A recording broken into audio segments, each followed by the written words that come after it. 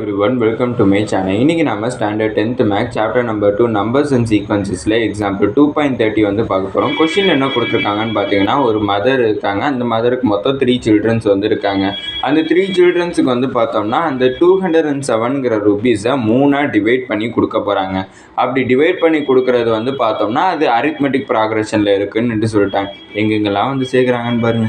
அதுக்கப்புறம் பார்த்தீங்கன்னா ரொம்ப ஸ்மாலஸ்ட் அமௌண்ட், அதாவது ரொம்ப ஸ்மாலஸ்ட்டாக இருக்கக்கூடிய 2 அமௌண்ட்டை மல்டிப்ளை பண்ணோம்னா அதோட வேல்யூ 4623 கிடைக்குதுன்னு சொல்லிட்டாங்க. அப்படின்னா ஒவ்வொரு சில்ட்ரனுக்கும் எவ்வளோ அமௌண்ட் கிடைச்சிருக்குங்கிறத நம்மளை கண்டுபிடிக்க சொல்லியிருக்காங்க. இந்த இடத்துல பார்த்தோம்னா அதை 3 பார்ட்ஸாக வந்து பிரிச்சிருக்காங்க. அப்படின்னா இதை 3 கான்சிக்யூட்டிவ் டேர்ம்ஸ்ன்னு நம்ம கன்சிடர் பண்ணிக்கலாம்.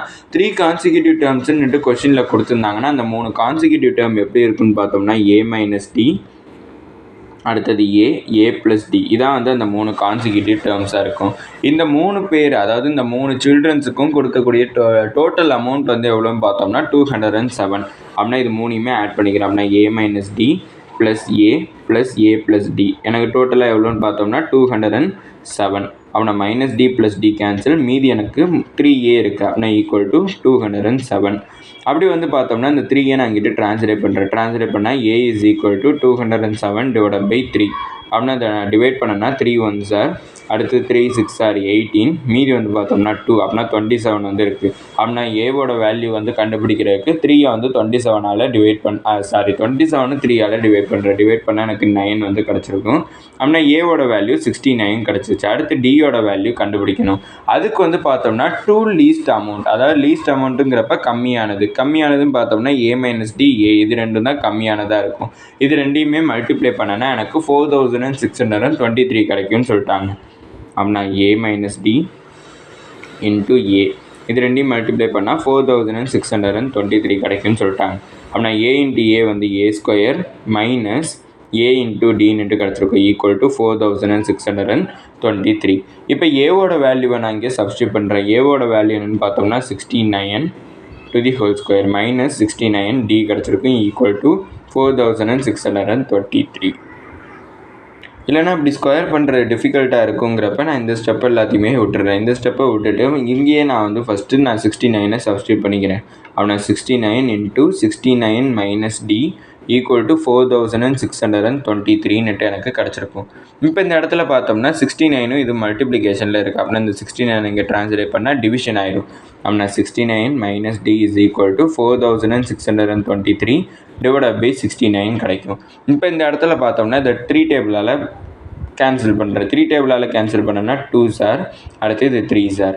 அப்படின்னா இந்த 3 டேபிளில் கேன்சல் பண்ணனா 3 1s are 3. அடுத்து வந்து பார்த்தோம்னா 3 5s are 15. அடுத்தது வந்து பார்த்தோம்னா 3 4s are 12. அடுத்து 1. அப்படின்னா எனக்கு என்ன கிடச்சிருக்குன்னா 69 - d = 1541/23 அப்படின்ட்டு கிடச்சிருக்கு. 23ஆல் டிவைட் பண்ணுறப்ப எனக்கு வேல்யூ என்ன கிடச்சிருக்குன்னு பார்த்தோம்னா 67 கிடச்சிருக்கு. அப்படி பார்த்தோம்னா 69 - d = 67. இப்போ இந்த இடத்துல பார்த்தோம்னா இந்த +69 இங்கே ட்ரான்ஸ்லேட் பண்ணால் -69 ஆகும். அப்படி பார்த்தோம்னா -d = 67 - 69 கிடச்சிருக்கும்.